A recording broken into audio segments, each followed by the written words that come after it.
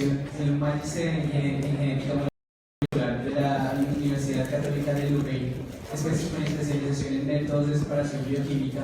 Tengo el agrado de invitar al conferencista Luis Eugenio Andrade Pérez, quien nos presentará la conferencia titulada Emergencia y causalidad descendente en biología.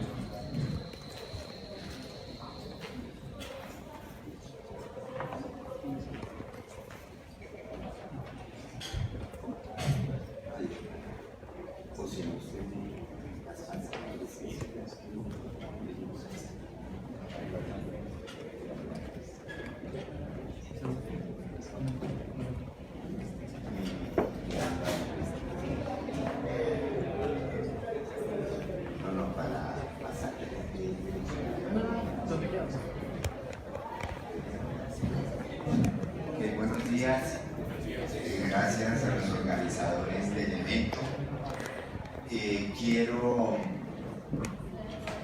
manifestar el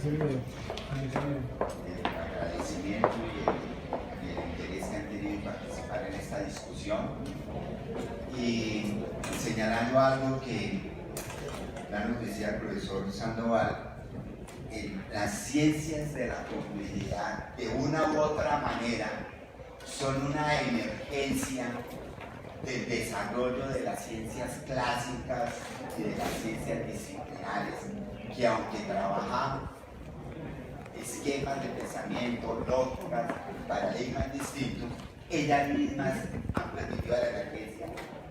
Esto es lo que estamos hablando. Dentro de esa línea de pensamiento, quiero también manifestarles que he venido discutiendo y trabajando con filósofos en los últimos años, y con una gran decepción. Es decir, decepción positiva, en el sentido de que así como en la ciencia clásica disciplinar, la biología molecular, la biología evolutiva, tienden a encasillarse dentro de un esquema de pensamiento muy definido, y así funcionan bien las cosas para esas reglas del juego, con los filósofos también pasa algo parecido. Hay ciertos esquemas de la filosofía, fundamentalmente dados por la herencia del positivismo lógico, de la filosofía analítica, donde ellos también manejan sus esquemas. Y entonces cuando uno plantea estas cosas de la complejidad, entonces dice: no, eso será entre biólogos, pero no entre filósofos. Pero si le hablo de eso a los biólogos, me van a decir: no, eso es como para filósofos, eso no es para nosotros, ¿sí? Es decir, porque realmente lo que estamos ahora es en el proceso de buscar emergencias, confluencias, complementariedades, antagonismos entre la física, entre la biología, entre otro tipo de disciplinas, la reflexión filosófica, para ir configurando un panorama de la realidad que más o menos nos sirva de guía para orientarnos en el mundo y en la situación actual. Uno de los temas que más preocupan en la filosofía es el tema de la causalidad. Siempre que hablo de estos temas, después siempre alguien que viene tras bambalinas y me pregunta: bueno, profesor, pero usted en últimas cree en la causalidad, ¿existen relaciones causa y efecto? Ahora me va a decir que no, ¿sí? Entonces, como que ese es también uno de los temas de piedra de toque que está ahí. Quiero mostrar que las relaciones causales, en últimas, serían también muy complejas. Hay que revisar el esquema de la concepción clásica de causalidad que tenemos, pero también proponer intentos de alternativas a eso. Entonces tenemos la idea, esa es la hoja de ruta que me propongo trazar, una discusión de lo que es la emergencia en el sentido de la relación entre causalidad y causación, que no es exactamente lo mismo, mostrar cómo la idea de la semiosis, que suena muy extraña para el físico, para el químico y para el biólogo, en realidad en su elaboración primigenia por Peirce tiene que ver con la interpretación del mundo físico y del mundo biológico. Mostraré entonces cómo el problema de la emergencia y de la organización jerárquica es un intento de dar respuesta a esas problemáticas, y algunas discusiones sobre las modelaciones más comunes de sistemas jerárquicos. Bueno, ¿de dónde arranca el problema? No, pues el problema siempre ha existido. De hecho, la filosofía griega es rica en modelos que nos podrían ilustrar algunas ideas de eso, pero no nos dan la respuesta, pero contribuyen a enriquecer el desarrollo de la idea. Pero en la modernidad encontramos como dos corrientes de pensamiento claramente instauradas a raíz de la revolución científica, que sería como una derivada del pensamiento newtoniano y la otra derivada del pensamiento de Descartes, que es, bueno, somos materialistas monistas, es decir, que a nivel de la sustancia última de la realidad creemos que lo único que existe es una sola cosa, la materia o la materia-energía, y que aunque no podemos definirla completamente, eso es básicamente lo que existe. Pero también existe la corriente dualista cartesiana, también heredera de la revolución científica, que señala que hay una dualidad de sustancia entre mente y materia y que las dos son importantes para la explicación del mundo fenoménico, del mundo que conocemos, y donde la mente sería como ese factor que tiene cierta prioridad en cuanto que controla el mundo material, pero la realidad que investiga la ciencia fundamentalmente de tipo material. Bueno, el dualismo tenaz, porque entonces nos lleva a una serie de preguntas. Bueno, yo puedo hablar de la realidad de la mente, puedo hablar de la realidad de los sistemas altamente organizados, de los sistemas biológicos, pero si digo que había un monismo materialista de base, solamente la existencia de la materia, y la materia me la estoy imaginando como se la imaginaban los que fundaron estos problemas, los que los iniciaron, como compuesta básicamente de partículas indestructibles que se mueven de acuerdo a unas fuerzas que obedecen a unas leyes, o que en algunos casos, cuando está ausente la ley, se mueven al azar. Entonces como que la cosa queda un poquito rara y decir, bueno, yo tengo que hacer algo, porque yo no puedo negar la realidad de los sistemas altamente complejos y de las operaciones de actividades mentales, etc. Y entonces me tengo que inventar una solución que trance por entre las dos y diga, no, aunque todo había un sustrato de base de energía y materia en realidad ha habido una emergencia, algo nuevo ha surgido y eso es la vida, esa es la mente, esos son los sistemas organizados. Bueno, entonces cuando decimos eso, algunos dicen, bueno, ok, sí, ok, pero ahora no me va a decir que el sistema que emergió tiene poderes causales sobre los constituyentes básicos de materia que le dieron lugar. Es decir, la ciencia actual ha llegado al punto de aceptar la idea de emergencia como resultado de la interacción de los componentes fundamentales de la materia. Pero todavía hay un debate muy fuerte en la filosofía de la ciencia y particularmente en filosofía de la biología sobre si eso que emergió tiene agencia causal sobre las situaciones menos complejas, los sistemas menos complejos que le dieron origen. Eso es lo que se llama la causalidad descendiente. Empezando también, y esto es algo que quiero mencionar en esta charla reiteradamente, que eso de hablar de causalidad ascendente y de causalidad descendente, que es el lenguaje que se utiliza en las discusiones filosóficas, en realidad es un lenguaje heredero de una metáfora espacial fundada por Comte, cuando nos dice que el fundamento del conocimiento está en el conocimiento matemático físico y que por lo tanto lo que es más complejo, como la química, la biología, las ciencias sociales, están en la punta de esa pirámide. Entonces ahí se da ese pensamiento de que arriba o abajo, etcétera, porque a escalas del universo pues no hay arriba y abajo y tampoco habría dentro ni fuera, sino que es una realidad mucho más compleja. Entonces tenemos que la causación hacia arriba, y voy a utilizar la convención de letras rojas para referirme a los fenómenos de causación ascendente, las azules para referirme a la top-down, o sea, a la acción de arriba hacia abajo, y la verde para referirme a la instancia del sistema de donde se da la conjunción de esas causas.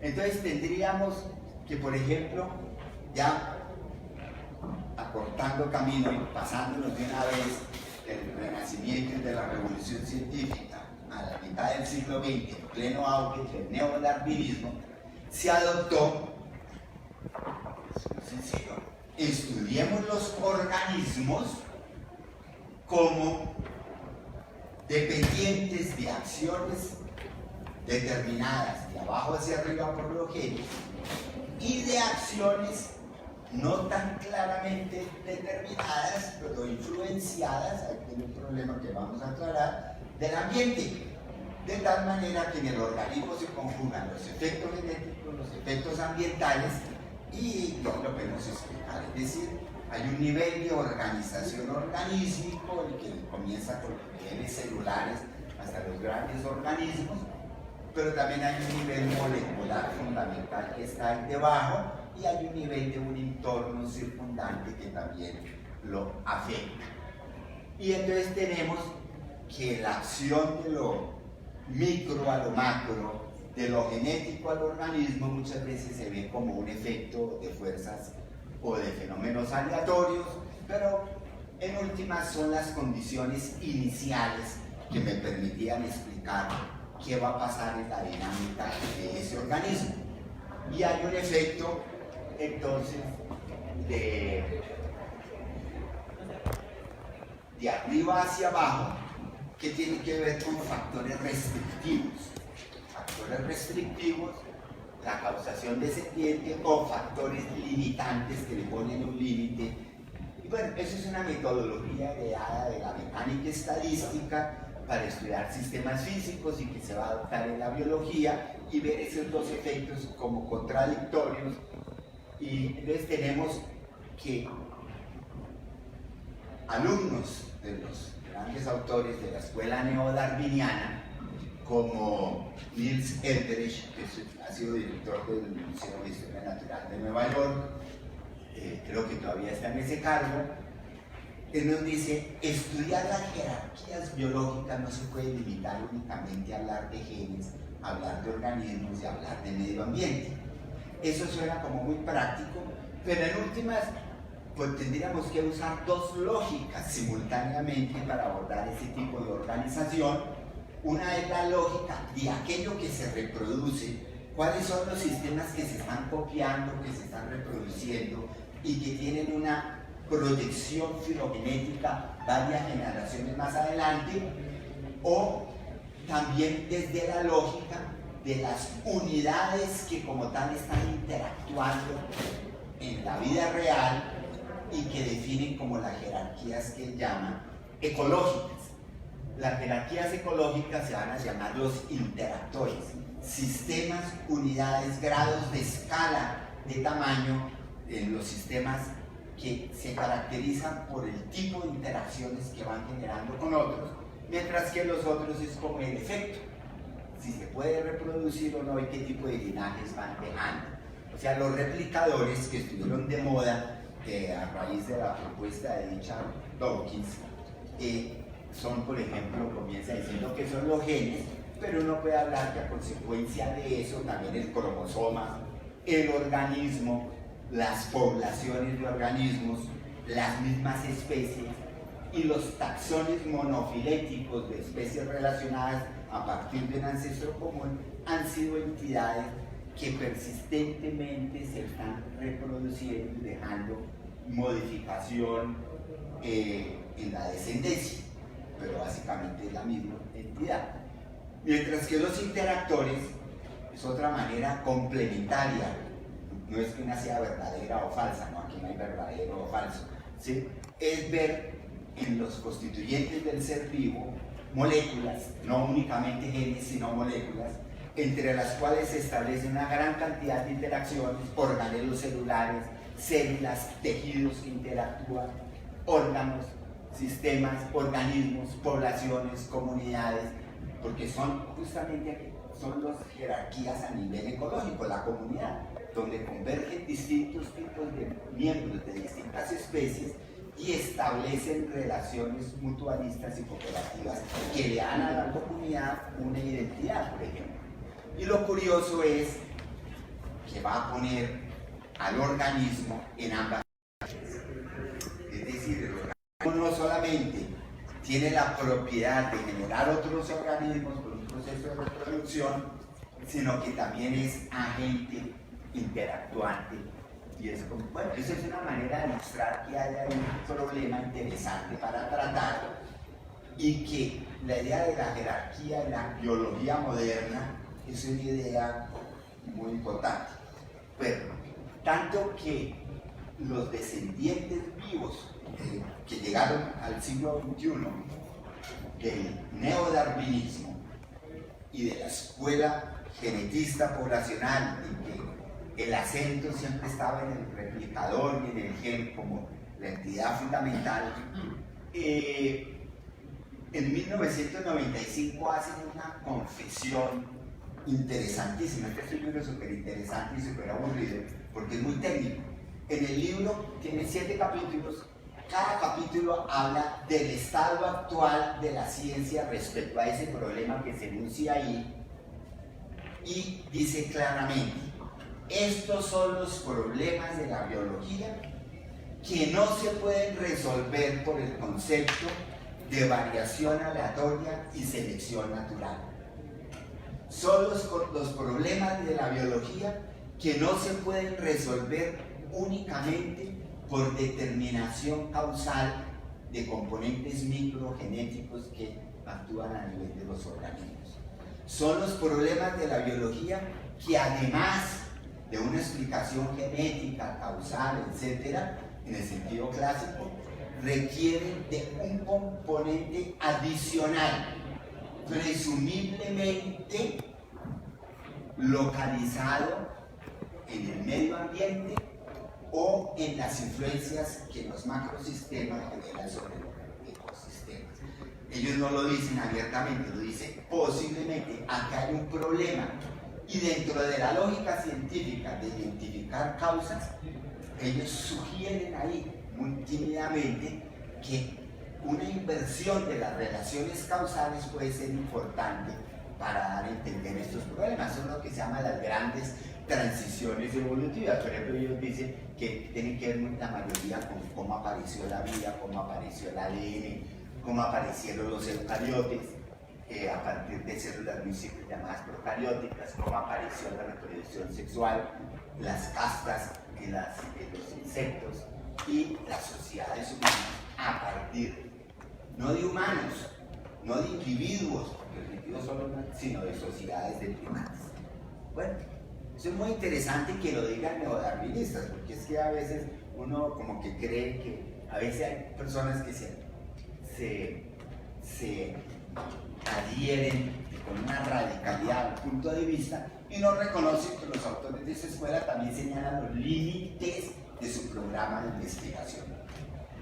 Entonces tendríamos aquí algo muy interesante, que es los modelos jerárquicos normalmente se representan por pirámides, por zigurats, como en los sumerios, escalonadas, donde se habla de un nivel inferior.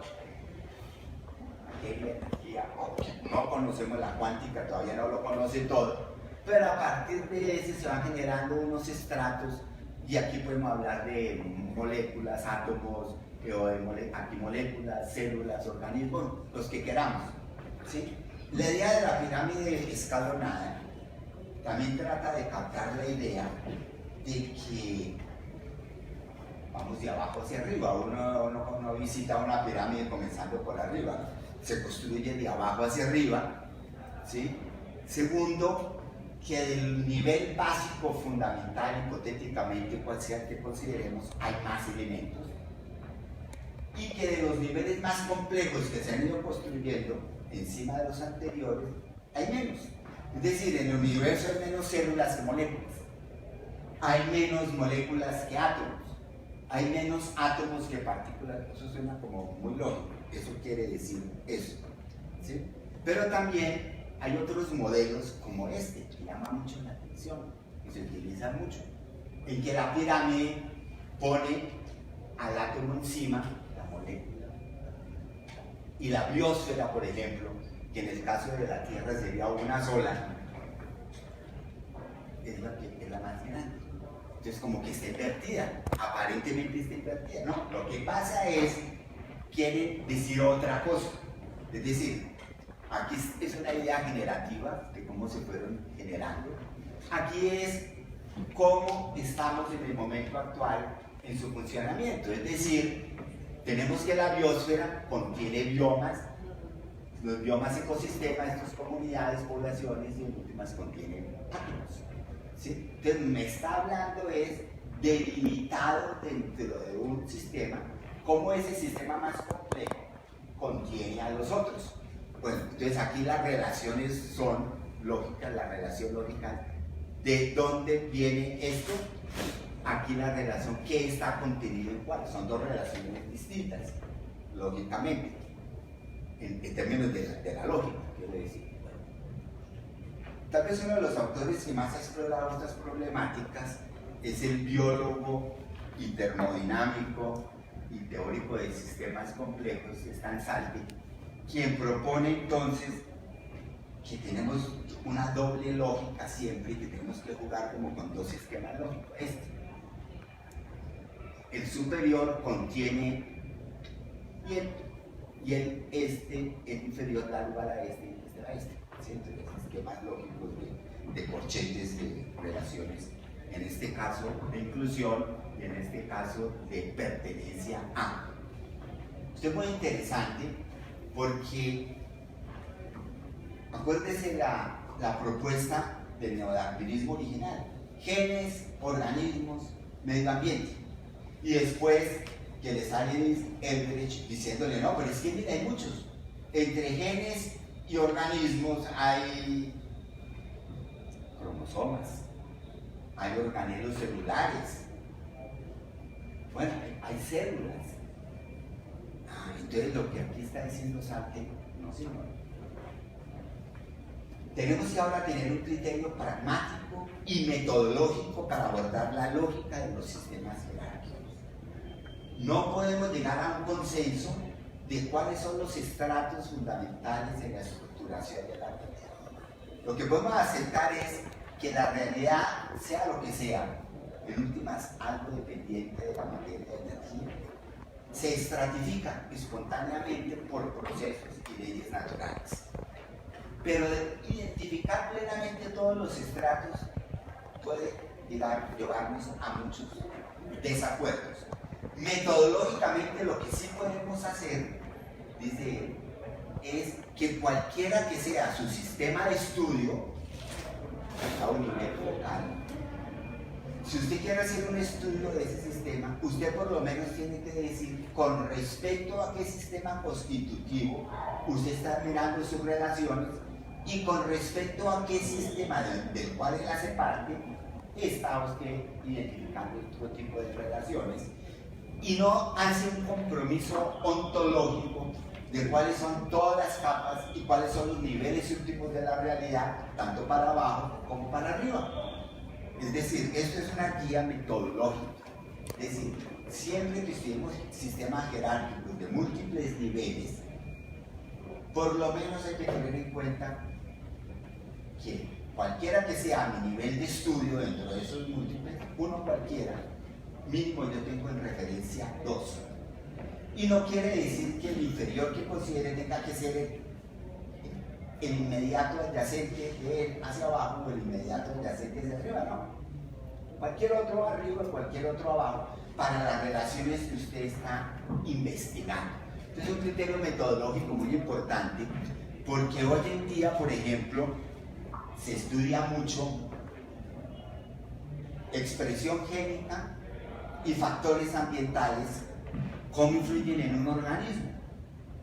Entonces, bueno, yo no tengo que mirar todos los procesos celulares que me conectan al gen con el organismo para llegar a eso, o de pronto sí, en algunos casos, en otros no. Y de los sistemas envolventes, pues yo puedo tal vez no tener necesidad de utilizarlos todos para un modelo específico que uno está haciendo, pero usted tiene que especificar qué es lo que está trabajando. Entonces, por ejemplo, una célula, que es el culmen del programa de investigación newtoniano sobre los componentes últimos de la materia viviente, resultó ser que apenas se identifica, se mira después más con más detalle al microscopio y simplemente se había abierto un nuevo horizonte de exploración, porque el que se creía una unidad era un sistema altamente complejo y de partes diversificadas. Eso aquí también es algo supremamente importante. Normalmente los modelos jerárquicos se caen en el problema de la homogeneización de los componentes individuales que van a dar lugar a un sistema de mayor complejidad.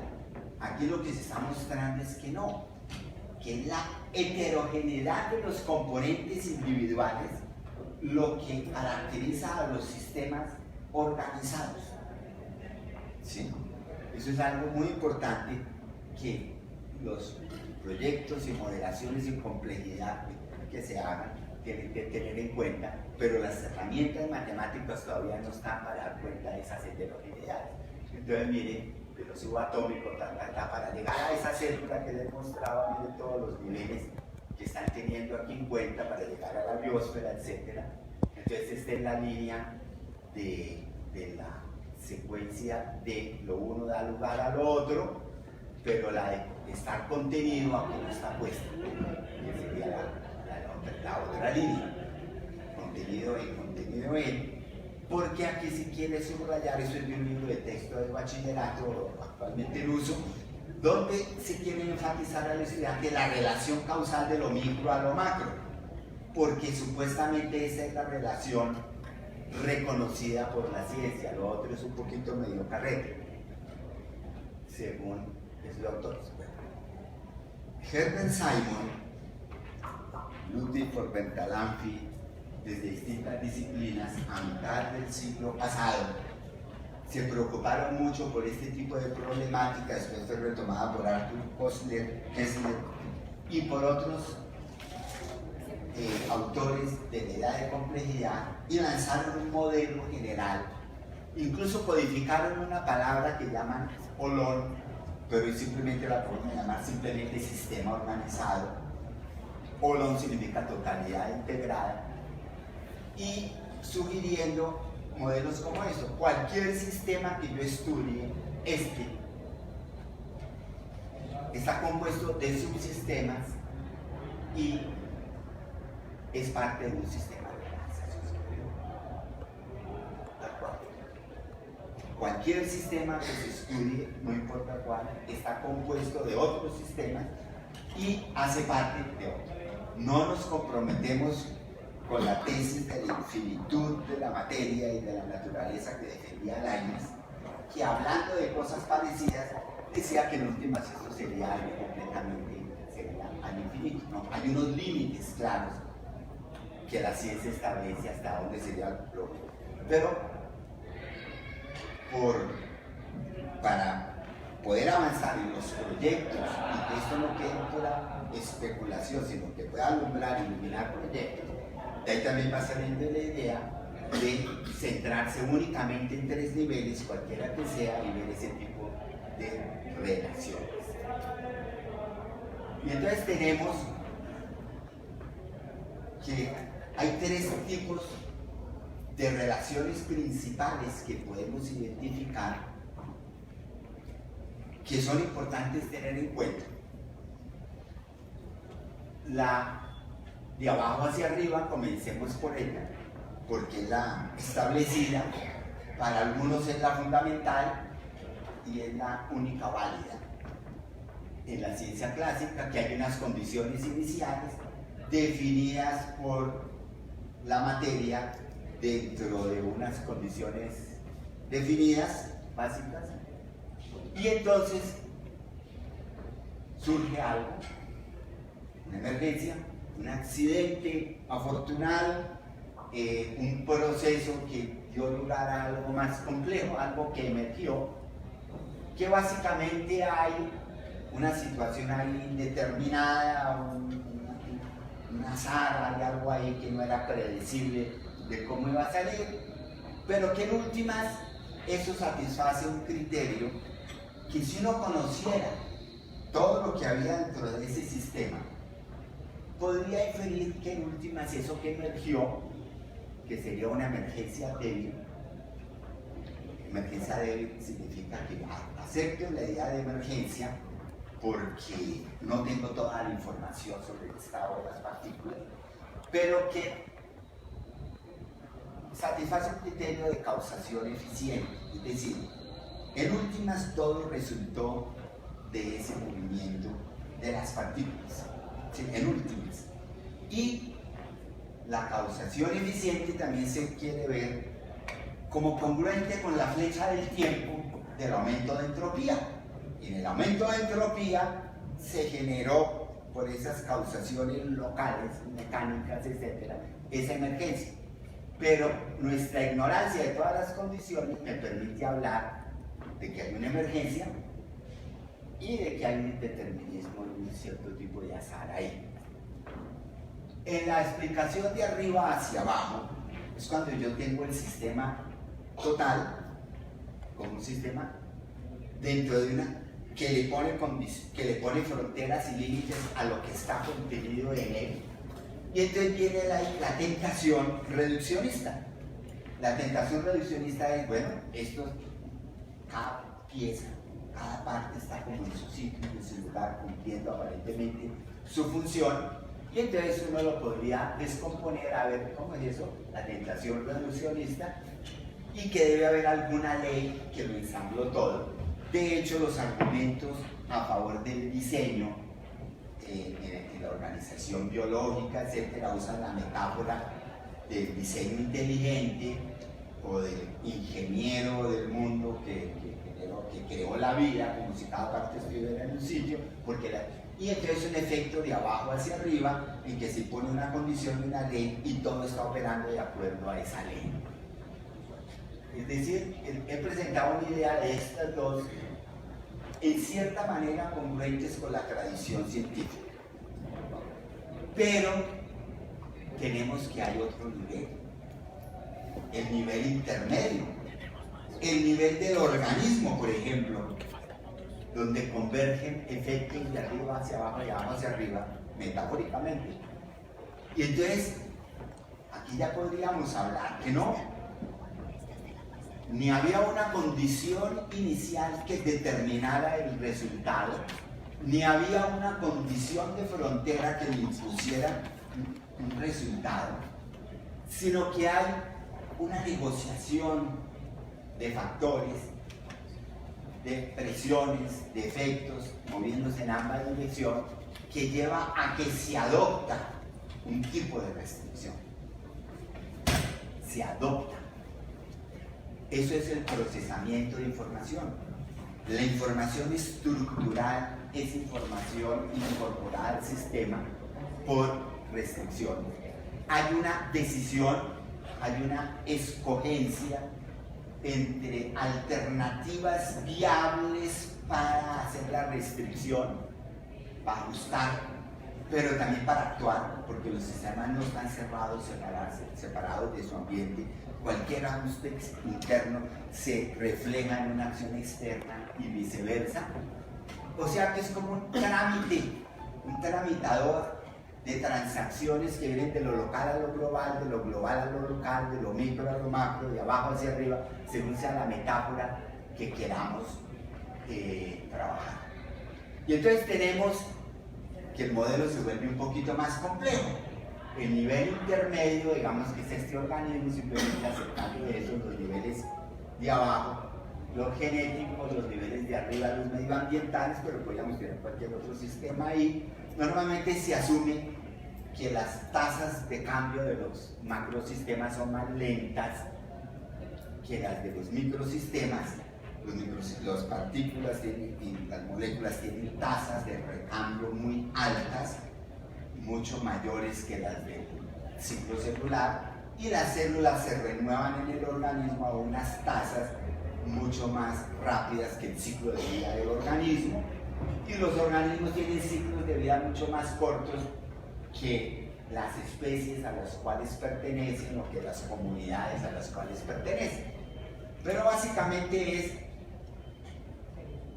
que están colapsando por interacciones entre ellas de distintas maneras. No habría única manera de colapsar, porque aquí ya se comienza a poner en funcionamiento una heterogeneidad de las relaciones y de los mismos constituyentes, que me va generando estructuras viables y posibles, pero también de abajo hacia arriba, en esas condiciones del medio, se generan nichos posibles, o sea, espacios que, como decía Darwin, pueden ser ocupados en la economía de la naturaleza, nichos posibles.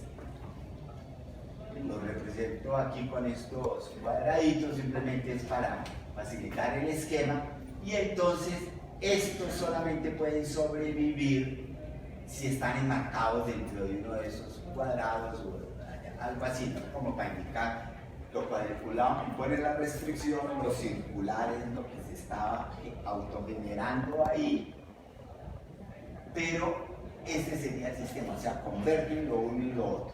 La idea es que esto no es una acción pasiva del sistema, porque justamente esto es lo que se llama un sistema procesador de información, es decir, que retroalimenta influencias tanto de arriba hacia abajo y va autoconstruyendo y puede generar algo que, aunque compatible con este tipo de restricción y aunque posibilitado por este tipo de sistema de base, genera aquí una novedad, porque hay más de una manera de satisfacer ambas exigencias. Entonces aquí tendríamos subrayando la actividad del sistema. Yo estoy estudiando este sistema, aquí hay unos componentes del mismo, de donde está ubicado, que lo estoy mirando con lupa, hay un ADN, por ejemplo, hay otras estructuras más pequeñas, y aquí están las relaciones con que este sistema participa en relación con otros. Y entonces aquí ya se está hablando de la sucesión de este sistema a lo largo de su ciclo de vida, cómo se complejiza, pero también cómo está influyendo en la modificación tanto de sus sistemas constitutivos como de su medio, de las relaciones que establece con otros. El punto que acabo de señalar, modificación de los sistemas constitutivos, es decir, efectos causales de arriba hacia abajo. Hay uno que comienza a ser aceptado, que es que los elementos constitutivos como tal no es que cambien, sino que se recombinan, se reasocian entre ellos, se reagrupan de distintas maneras, o que eventualmente sufrieron pequeños cambios mutacionales al azar.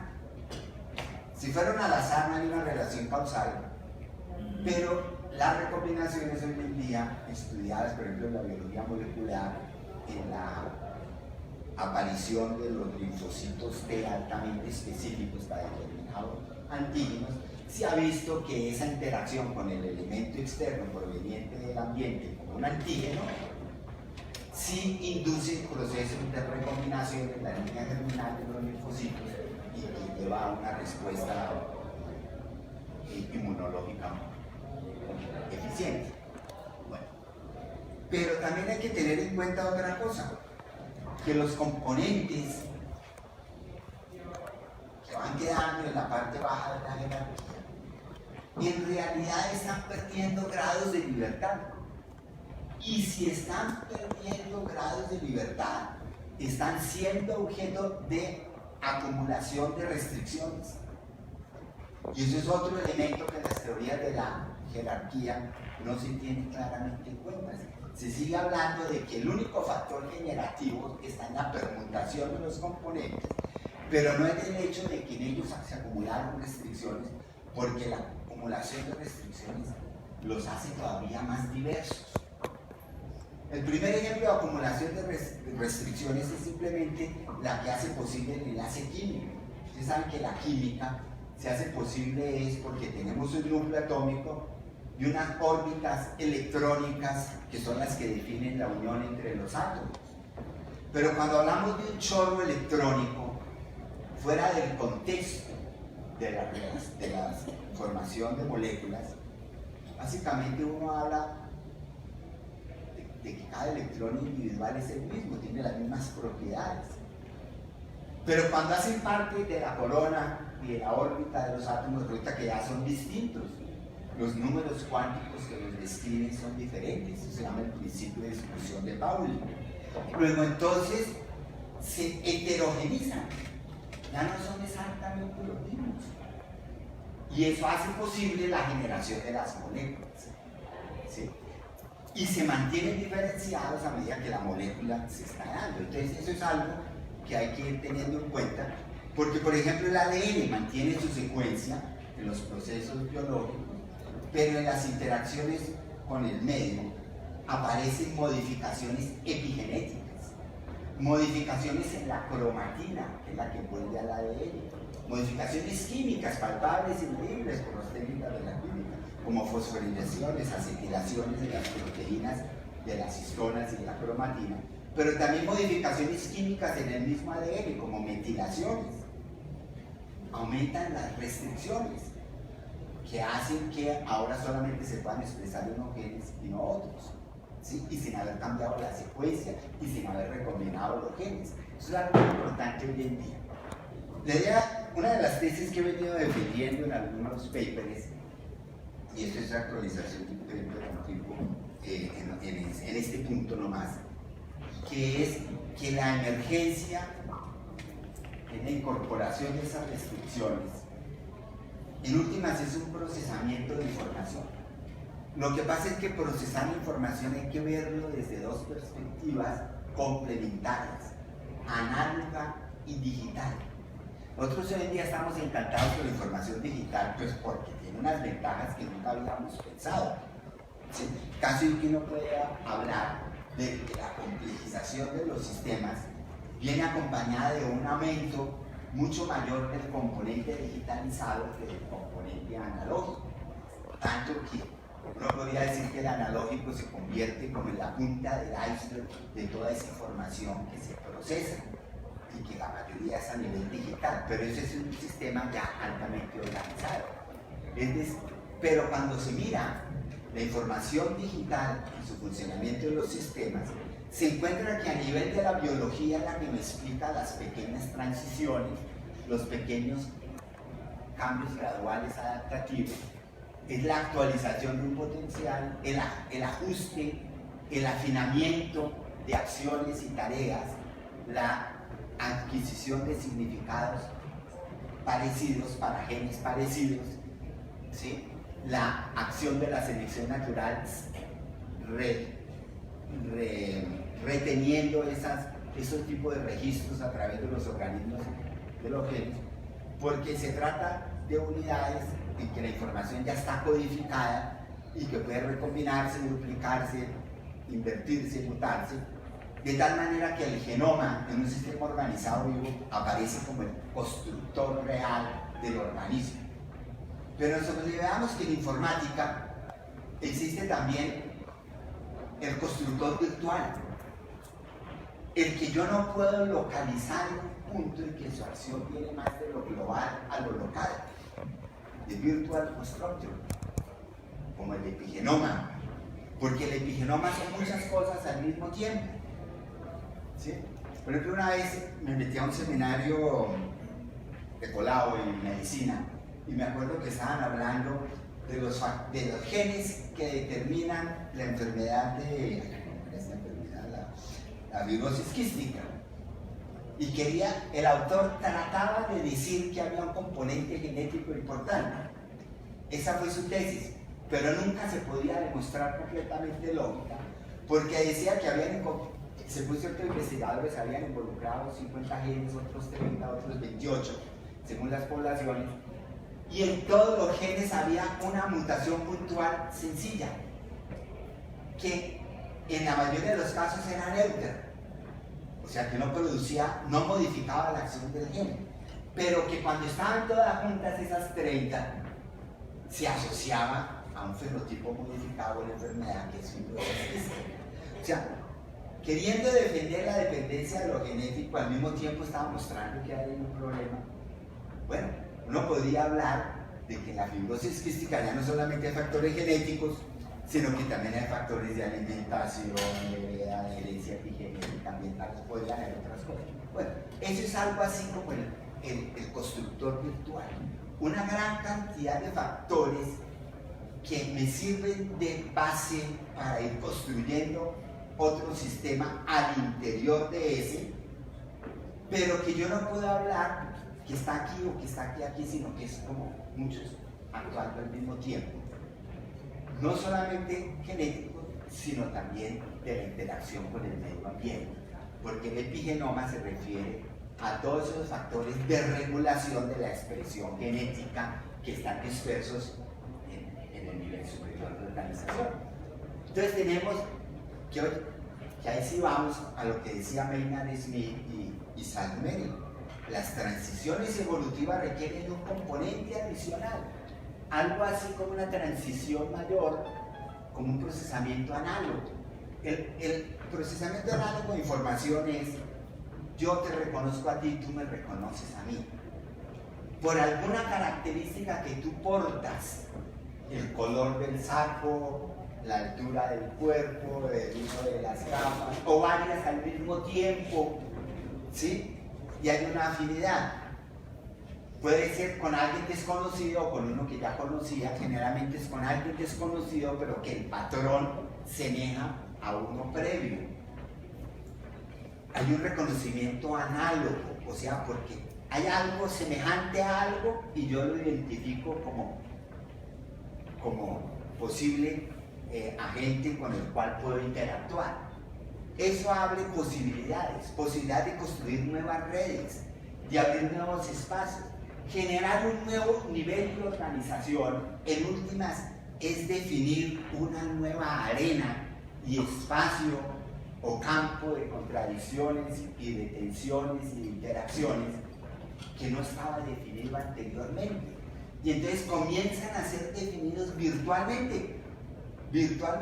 Por eso es que uno tiene que caer en cuenta de que el futuro como tal no está predefinido, está posibilitado, pero no predefinido, porque los tipos de interacciones que la humanidad puede establecer entre distintas naciones, distintas culturas, distintos individuos, son tales que pueden generar resultados que no podemos anticipar, aunque podamos decir que hay una tendencia a generar nuevas cosas, pero no sabemos qué cosa como tal. Bueno, una nueva humanidad o un nuevo espacio de interacciones que ya no sabremos si esos individuos que descendieron de los humanos actuales siguen siendo humanos o no, o híbridos con otras especies, o híbridos con sus productos tecnológicos, o ambas cosas a la vez, pueden generar un espacio de posibilidades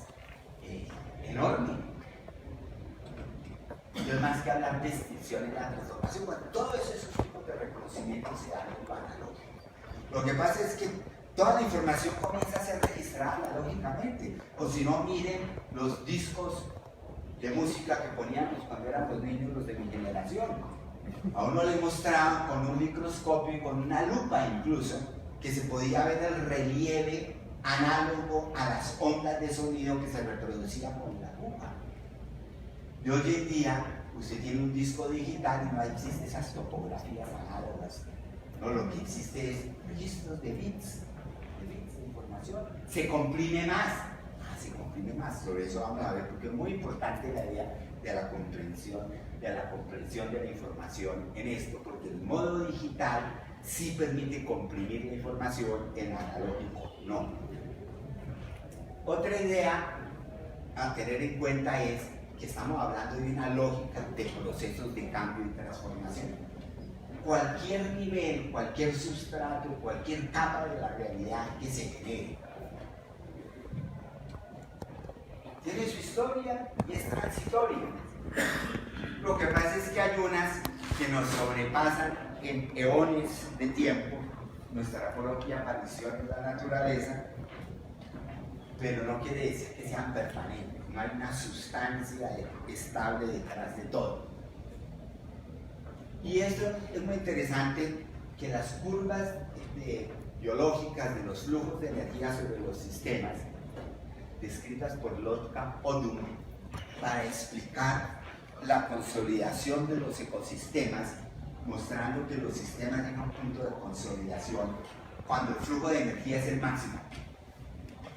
Al sacarle la derivada a esa ecuación, aparece la de abajo, esta figura, que ya ha sido utilizada para explicar el sistema, inicialmente la aparición de los torbellinos, que entre otras cosas a raíz de esto se les dio nombre de persona, porque tiene una etapa muy intensa en que aumenta la energía que fluye en el torbellino, se estabiliza, viaja de un continente a otro, y después cuando está chocando las costas de Nueva Orleans y de causar desastres ahí, se comienza a absorber ese pierde, la tribu. Ah, bueno, esa idea fue representada como un ser vivo, porque justamente coincide con la de Lotka Odum sobre las cantidades de energía que fluyen en el ecosistema. Primero, cuando se consolida, es mucha la cantidad de energía que entra, es mucha la que pasa por ahí, pero mucha la que se consume también generando estructura, llega a un punto máximo donde la estructura se estabiliza y después va decayendo. Eso del metabolismo lo conocemos, aquí es la prevalencia del anabolismo sobre el catabolismo, aquí es la igualdad de los procesos de síntesis y de degradación de materia orgánica, y aquí es cuando predomina la excreción y la destrucción de materia orgánica en una etapa senil, digámoslo así.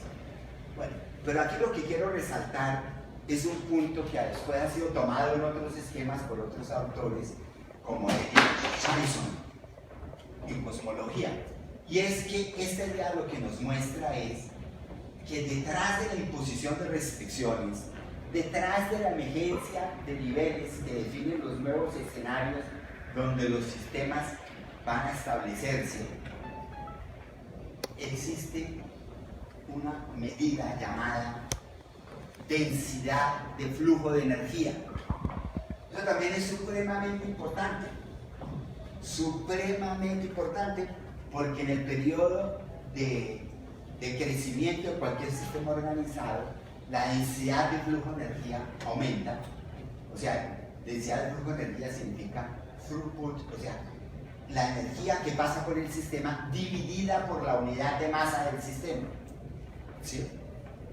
En el estado maduro es un estado en que se da el máximo flujo de energía, densidad, y un sistema que se está destruyendo, que está perdiendo su plasticidad, es un sistema en que esa densidad va disminuyendo.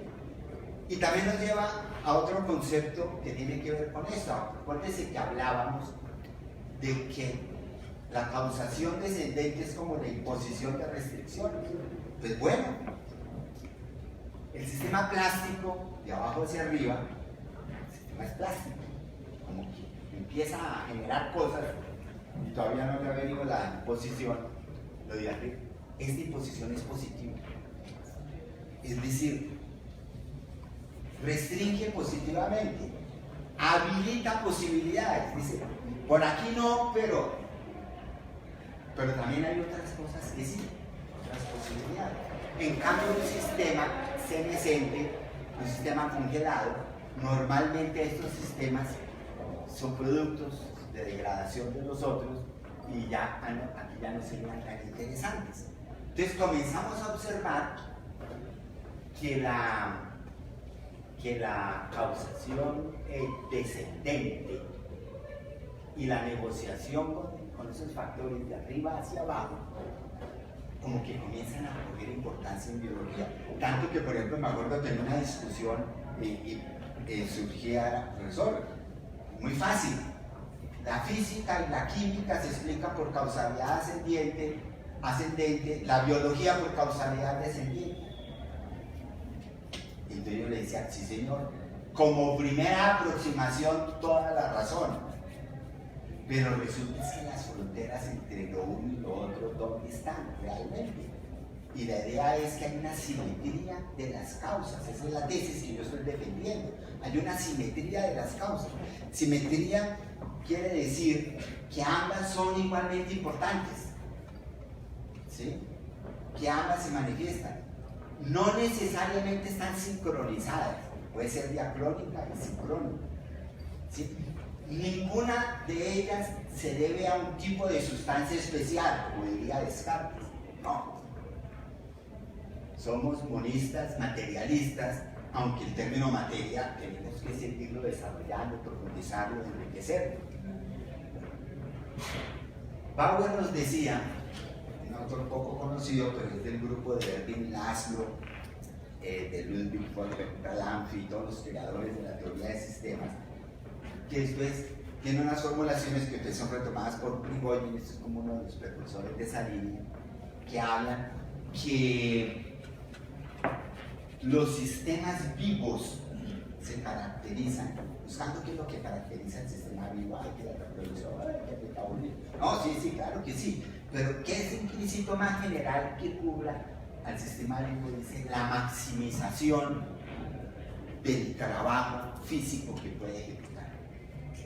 Mientras que uno habla que los sistemas físicos se rigen por el principio de mínima acción, en el sistema biológico se da un principio de la maximización de la acción.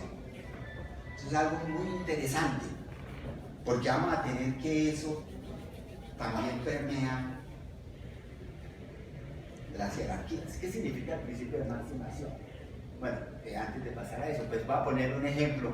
Imagínense que aquí muy amablemente me traen una botella de gasolina, un galón de gasolina, me traen un contenedor, unos trapitos.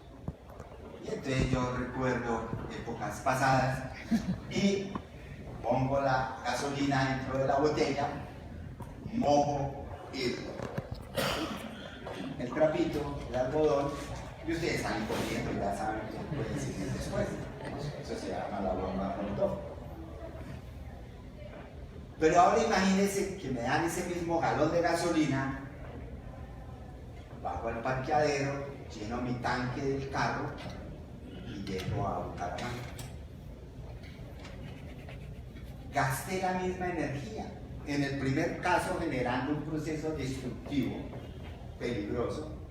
En el segundo restringiendo la liberación de esa energía por un aparato altamente restrictivo del proceso de combustión, porque tiene un goteo de inyección, tiene unos émbolos en que la fricción se ha reducido notablemente, pero eso no se reduce nunca, etc.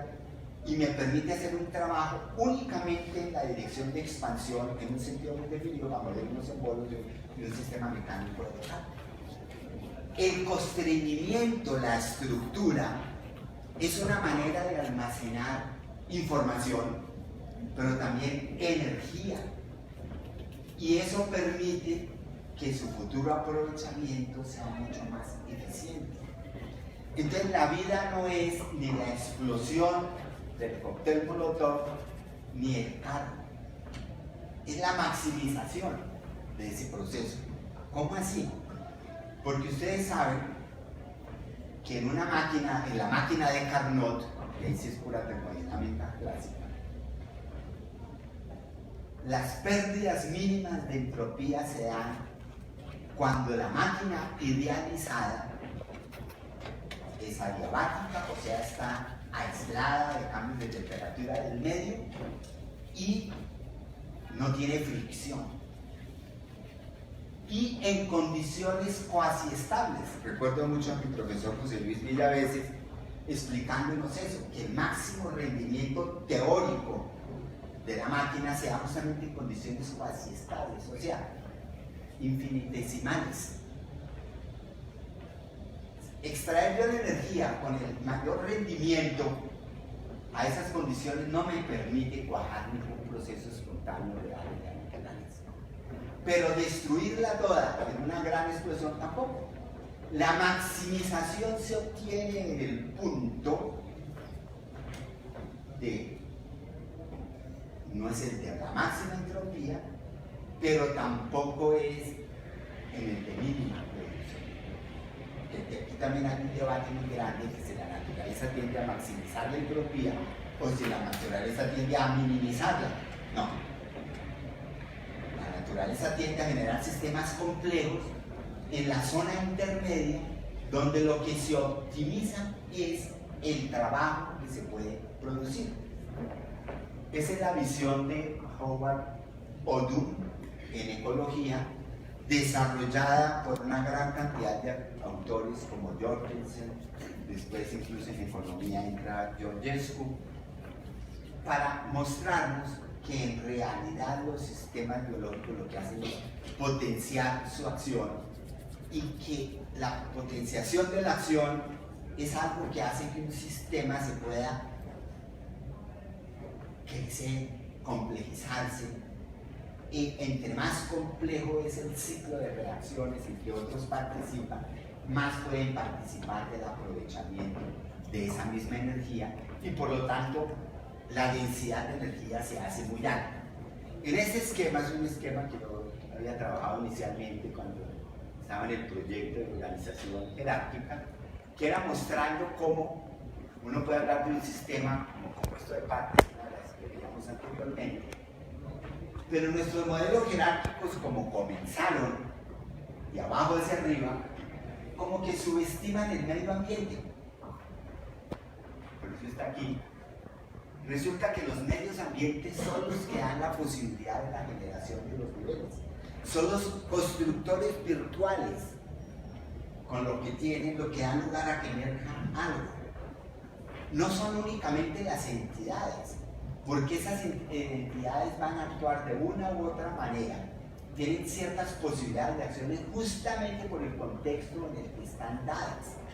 Entonces, ese medio ecológico, ese medio envolvente, siempre ha estado, emerge un nivel a partir del cero y posibilitado por estas condiciones de medio. Ahora ese nuevo nivel ya ha modificado al medio. Y entre estos dos ya se puede generar otro. Y este N2 ha modificado al medio, ya no es el mismo. Entonces lo que tenemos es una sucesión de medios generativos. Es decir, las primeras células nacieron en ambientes donde ya se producía materia orgánica. Los seres multicelulares aparecieron en medios ambientes poblados de células en vida libre. Y así uno puede hacerla. Los humanos aparecieron en sociedades de primates, ¿sí? Es decir, en medios ambientes generados por otros, y así.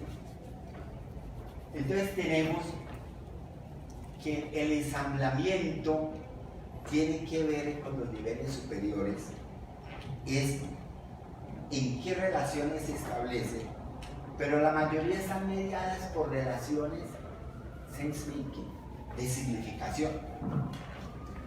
Es decir, ¿qué tiene sentido para mí, para la continuidad de este proceso y en interacción con otros, qué es lo que tiene sentido para mí?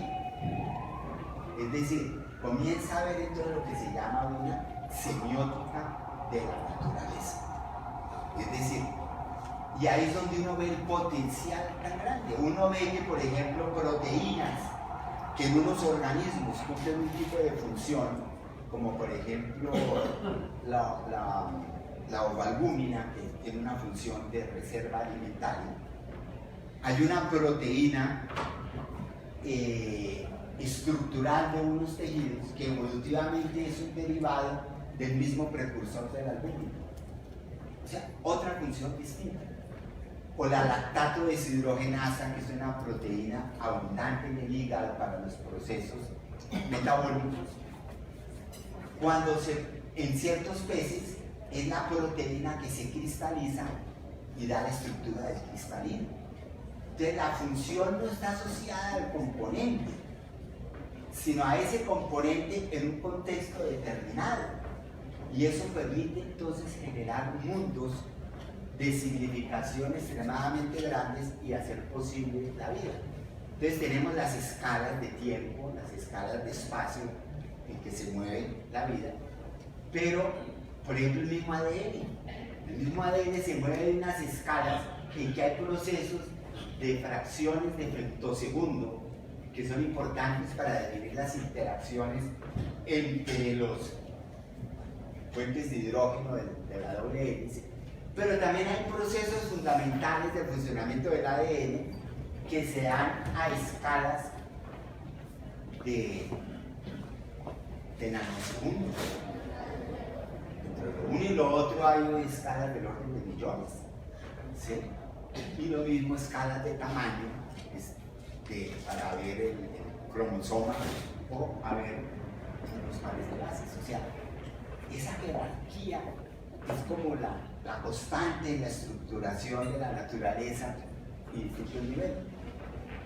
El señor Leibniz nos había anunciado algo parecido, pero con dos ideas erróneas. Una, no tiene fondo la jerarquía, es bottomless, no tiene fondo, porque es infinita. Y segundo, todas las ordenaciones entre el sistema ya están preestablecidas por un Dios que es un codificador de información y que hizo un programa súper complejo para confundirnos tal vez a los humanos o para que nos retemos a entenderlo, donde ya estaban prescritas todas las interacciones posibles de mónadas encajadas dentro de mónadas y hacia el infinito.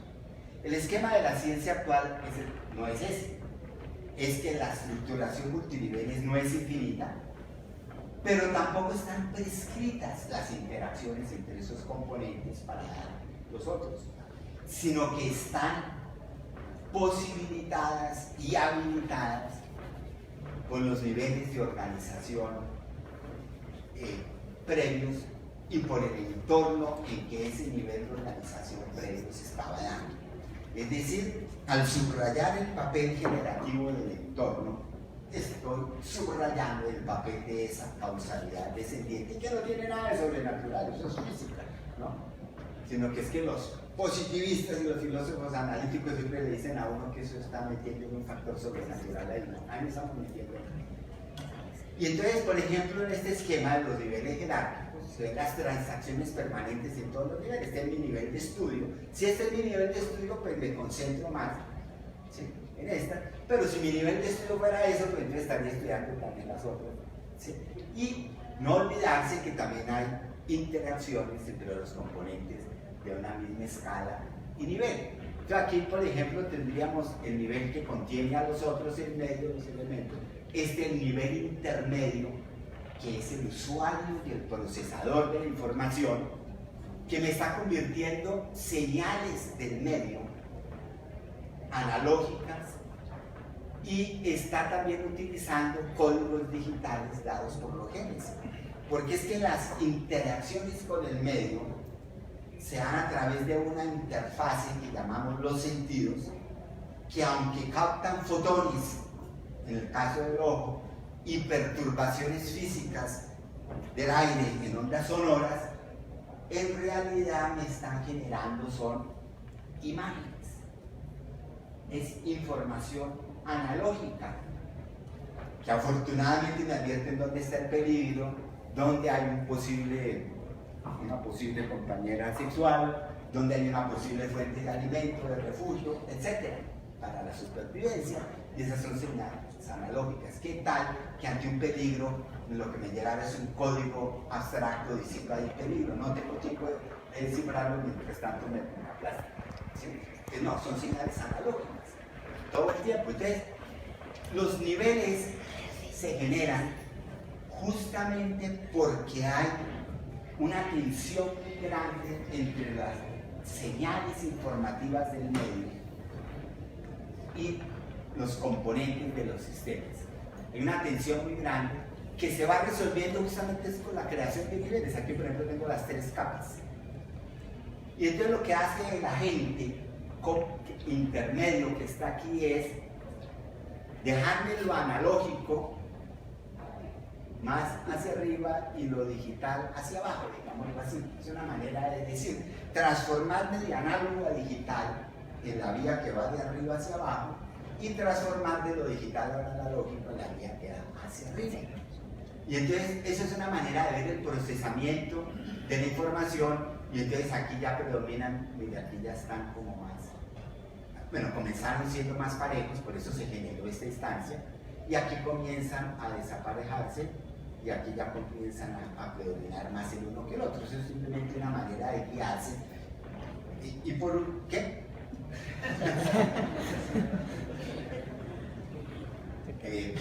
No, pues, dejamos ahí.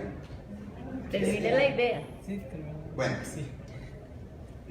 hablando de los medios ambientes, quería traer una idea. Y es que uno dice, sí, la vida se debe a la no vida, a la materia inorgánica. Entonces uno dice, ah, claro, los componentes. Es que los componentes que dieron lugar a la vida eran el ambiente geofísico previo a la aparición de las primeras células. No están contenidos dentro de nada, son el medio ambiente. ¿Sí? Una cosa que quería mencionar, por ejemplo, es que los ciclos metabólicos altamente conservados en todos los seres vivos pasan por la síntesis en una reacción reductiva original, que es la producción de materia orgánica por reducción del gas carbónico en presencia de oxígeno. Y esa es la base del ciclo metabólico original, que cuando se invierte se convierte en el ciclo de Krebs, pero que en organismos anaerobios y quimiotróficos sigue existiendo. Pues resulta que el descubrimiento de las chimeneas alcalinas termales en el fondo del mar, que son unas estructuras altamente complejas formadas por silicio y sulfuro ferroso, que generan unos pequeños compartimentos ahí, lo que hacen es justamente sintetizar metano, transformando el oxígeno gaseoso que se va diluyendo en el agua y el hidrógeno que se está diluyendo en el agua en materia orgánica. Y eso es lo que en bioquímica se llama la bomba de protones. Es decir, lo único que hizo la vida fue utilizar un mundo químico preexistente y generar un sistema para operar bombas de protones, pero ya no con estructuras de silicio y de sulfuro de hierro, sino con proteínas altamente evolucionadas. O sea, en el medio ambiente de esas chimeneas termales pudo haberse generado algunos organismos vivos. Bueno, por último era que estamos hablando de crear restricciones, crear nuevos niveles de organización. Lo único que podemos saber es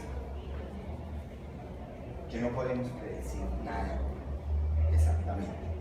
Pero hay una tendencia general contraria a la segunda ley de la termodinámica y que ya tiene nombre, pero no la ha aceptado toda la comunidad científica, que se llama la tentativa cuarta ley. Otros la llaman la interpretación biológica de la segunda ley, como lo llaman. Otro lo llama, Robert Ulanovich la llama la tendencia ascendente de la evolución, que es que a medida que aumenta la entropía, también por otro lado está aumentando la densidad del flujo de energía por los sistemas.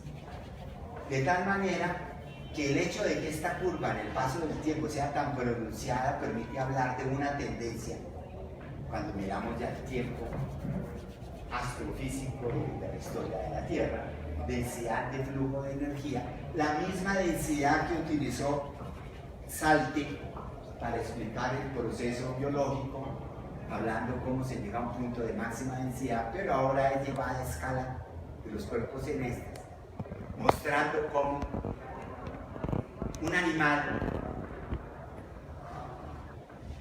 un kilo de tejido animal, tiene más densidad de flujo de energía que un kilo de sol. El sol tiene más energía, porque es mucho más grande, pero cuando se divide la energía por la masa, ahora resulta que los sistemas complejos son altamente restrictivos porque justamente almacenan alta cantidad de energía, y es la información justamente la que permite generar esas concentraciones de energía tan altas. Entonces, lo que podríamos dejar aquí, y es que así como hoy en día se habla de una flecha del tiempo, pues tendríamos que cuestionar la idea de flecha del tiempo. Porque o habría dos flechas, es decir, imagínense un mapa de una ciudad, edificios cada vez más altos, en un ambiente cada vez más caótico. ¿Sí? Muy pocos edificios llegan a esa altura tan alta, mientras que lo otro tiene un panorama caótico. Ese panorama caótico es la segunda ley, pesaroso, etcétera, desorganizado, pero la tendencia que siempre haya uno cada vez más alto es la ascendencia en la evolución, o la cuarta ley, o lo que sugiere aquí, por ejemplo, Jason, cuando habla de las. O hay dos tiempos, dos flechas del tiempo, o una contradicción entre las otras hablando, interactuando todo el momento, o no hay tiempo, sino simplemente el presente que se vive en cada momento de los sistemas que están haciendo transacciones entre flechas de un lado y del otro, y entonces acuérdense que para esto no había tiempo, y que para unos cuánticos incluso el tiempo puede ser reversible. Bueno, eso es una problemática muy importante en que estamos hoy en día. Muchas gracias.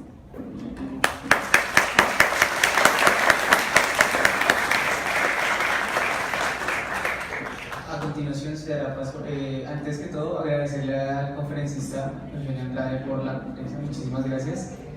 A continuación se dará una sesión de preguntas, por si quieren, si tienen alguna duda.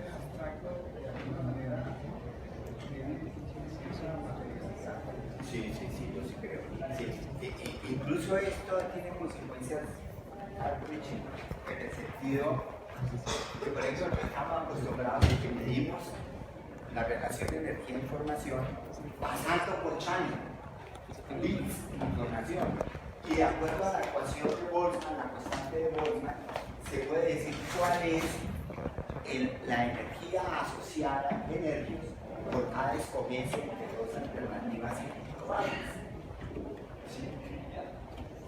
Eso supone que el mundo era una gran cantidad de bits, cosa que no creo, que están por ahí y que se están reorganizando de una manera o de otra, y que como todos tenían la misma probabilidad de aparecer, entonces yo tengo que definir, haciendo elecciones binarias, cómo llego al sistema y le adjudico una cantidad de información o la puedo convertir en energía según la constante de Boltzmann. Pues resulta que no. Porque ¿quién dijo que el mundo se generó por elecciones binarias entre bits preexistentes? La información no existe. Lo que existen son señales informativas. Y se vuelven informativas es en relación al sistema que las utiliza, que las detecta, que las codifica y que las registra. Y condensar la información, comprimir la información, es generar estructura. Es estructura. ¿Sí? ¿Qué queda ahí disponible? Entonces podemos generar una estructura de la Tierra y que la utilicen los que vengan después. Una raza de híbridos, gorila, cyborg, pasando por descendientes de linajes humanos hibridados con cerdos, ¿no? ¿Quién sabe, no? ¿Sí? Bueno, entonces quiere decir eso. Los ecosistemas, los ecosistemas, por ejemplo, se dice, no hay que confundir el fitex, más adaptado con el fatex, el más gordo, ¿sí? Pero hay una relación, porque el más gordo tuvo mayor acceso a los recursos, pero no para él. Eso queda como materia orgánica disponible en el sistema para los depredadores. Y a nivel de la lógica del sistema, ese almacenamiento de la energía, pues no iba en beneficio de él, es parte del flujo de energía en el ecosistema. Entonces lo mismo puede pasar con nuestras tecnologías, con nuestros desarrollos, con nuestras cosas, que nosotros creemos que somos los usuarios de eso, sí, pero no somos los usuarios últimos de eso, porque esa es la infraestructura que queda como posibilidad para la siguiente generación, para la siguiente, para todo lo que vaya apareciendo, porque nos podemos extinguir. Eso es otra cosa. El sistema más complejo requiere mayor densidad de flujo, y eso no es fácil tenerlo. Quiere decir que los sistemas, a pesar de mostrar esta tendencia así tan fuerte hacia arriba como hacia abajo, eso se pueden descomponer, pero se descomponen de arriba abajo. Puede ser que nuestra sociedad tecnológica avanzada se llegue a una sociedad semejante a las de los chimpancés, ¿quién sabe? Por nuestra destrucción del medio, por nuestras guerras internas, por todo ese tipo de cosas, hasta donde llegue un sistema que puede otra vez profundizar esos ciclos de transformación de la energía, generación de estructura, o sea, imposición de constraints restrictores y aumentar la complejidad por otro camino distinto. ¿Sí? Que haya tendencia a aumentar complejidad no quiere decir que sea una única tendencia. No sé si eso responde, pero ahora, a nivel práctico, yo sí voy por la idea de que la lógica de utilizar un sistema usando dos referentes, uno hacia arriba y otro hacia abajo, es sana. ¿Sí? Simplemente hay que decir cuál es, y explicitarla y sus mediciones vayan orientadas hacia eso. Y esto, que acabo de decir hoy, sea simplemente una contribución a nuestro enriquecimiento y modificación de nuestra concepción del mundo. Porque a pesar de todo lo que ha avanzado la ciencia y la tecnología que nos ha hecho dependientes de este aparato, seguimos manejando esquemas que fueron esbozados en el siglo XVII y XVIII. Y hay gente muy culta que ya maneja los del siglo XIX y que se está acercando al XX. Pero resulta que ¿cómo es posible que todo lo que ha hecho la ciencia no haya cambiado profundamente nuestra concepción del mundo? Ya aceptamos la idea de la evolución biológica, pero no completamente. ¿Cómo así? ¿Sí? ¿Y qué será de otras cosas, no? ¿Sí? Yo creo que es importante en esta época de cambio cultural alimentar ese cambio cultural con las concepciones de la ciencia y que renuevan esa visión. ¿Sí? Y entonces yo creo que, por ejemplo, hablar de que la semiosis es un papel importante es supremamente importante, porque ese es justamente el puente entre cultura, ciencia, entre arte y física y así. Y yo creo que eso es lo que tenemos que intentar hoy día, nuevos híbridos culturales, porque esa es la potencialidad de los nuevos espacios que ver como posibles. Buenos días. Sí. Escuchando su conferencia,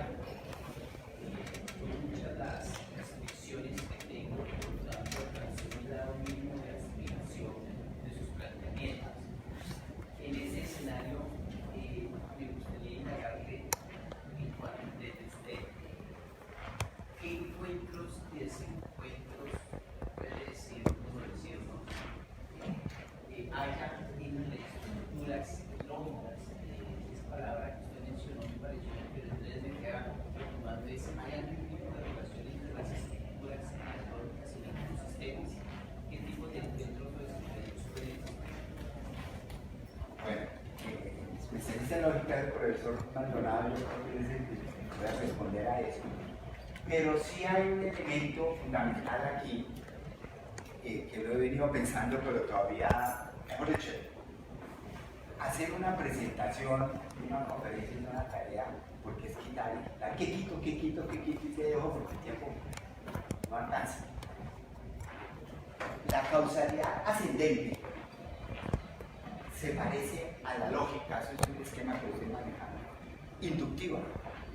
Ensayemos propuestas y vamos a ver si encajan, pero con lo que tenemos ahora. Datos, conocimientos empíricos aceptados. Para ver si hay otros que también podrían pasar la prueba del experimento, una lógica inductiva. La causalidad descendiente se parece, aunque no es igual, como a una especie de lógica deductiva. No completamente, porque hay cierta flexibilidad, pero por lo menos hay unos patrones generales en torno a los cuales las construcciones se van medio acomodando. No las especificaciones últimas, pero sí como unas especies de patrones esperados. Podría decirse, podría. Sí, de hecho, en la ciencia, como predominan estas dos, entonces predomina una pelea entre los defensores de la causalidad descendiente, que se vuelven un poquito más deductivos, y los defensores de la causalidad ascendiente, que trabajarían una lógica más inductiva. Yo lo que estoy proponiendo aquí es otra lógica, que es la lógica abductiva.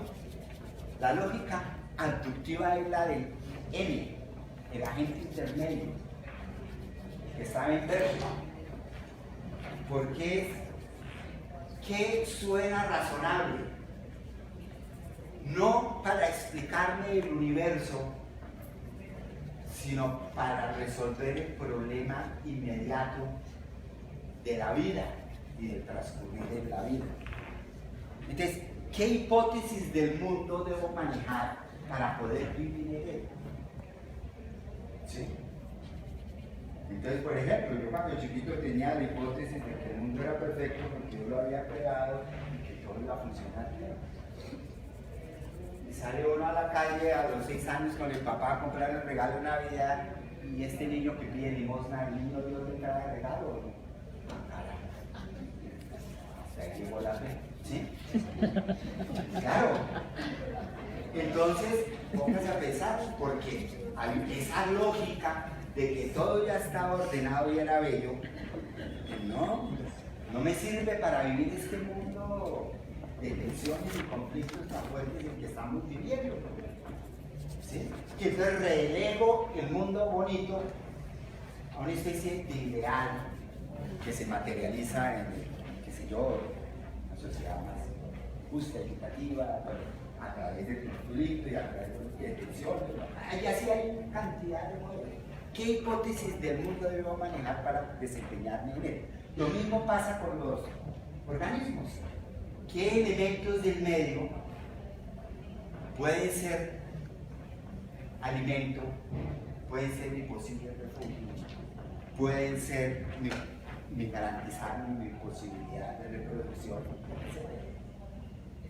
El macho no busca hembras, ni la hembra no busca macho. ¿No? Inicialmente en la comunidad biológica, el macho busca señales de dónde puede estar la hembra, de algo que está en lugar de la hembra. A través de la señal, la feromona llega a la hembra. Ese era el objetivo, digamos. Pero él está buscando hembra porque tiene que detectar. Lo mismo la hembra no está buscando macho, está buscando es qué patrones de coloración y de despliegue de los pájaros me llaman más la atención y entonces ahora sí, bueno, ¿no? Entonces, es a través de las señales, de la interpretación de señales. Nosotros creíamos que los únicos que interpretan son los críticos de arte o, qué sé yo, los literatos. No, es que interpretación lo que está diciendo es, y por eso es que la semiosis entra a modificar la idea de causalidad, es que a una causa no le corresponde siempre un efecto, como un funcionamiento mecánico. Lo que quiere decir la interpretación es, a una causa le corresponde un efecto con alta probabilidad, ya no siempre, dependiendo del contexto en que esté. Pero ese mismo factor del medio ambiente o ese mismo gen, en otro contexto, con alta probabilidad puede tener un efecto diferente. Eso es lo que significa interpretación, que las relaciones no son uno a uno, son muchos a uno y uno muchos. La complejidad que nos quería decir de eso. ¿Es eso? Ahora no quiere decir que entonces ya no vamos a estudiar más, todo sobre lo relativista, no, al contrario, hay que estudiar más para ver en qué condiciones, boundary conditions de frontera, al delimitar yo los sistemas, encuentro lógicas, otras lógicas de comportamiento, que no sean ni la inductiva, ni la deductiva, y tal vez la deductiva de otra manera, aunque muchas de las otras lógicas, algunas son variantes de la lógica abductiva, eso no es ahora que sí, pero sí. La lógica abductiva es más intuitiva, es la intuición que decía Einstein, ¿sí? Saber reunir, saber relacionar. No hay un algoritmo que me diga cuáles son las relaciones que se pueden establecer entre distintos conceptos. Pero una vez que yo establezco una relación, las codifico y si genero un algoritmo en base a esto. Eso ya es otra cosa. Cuéntale. Muchas gracias.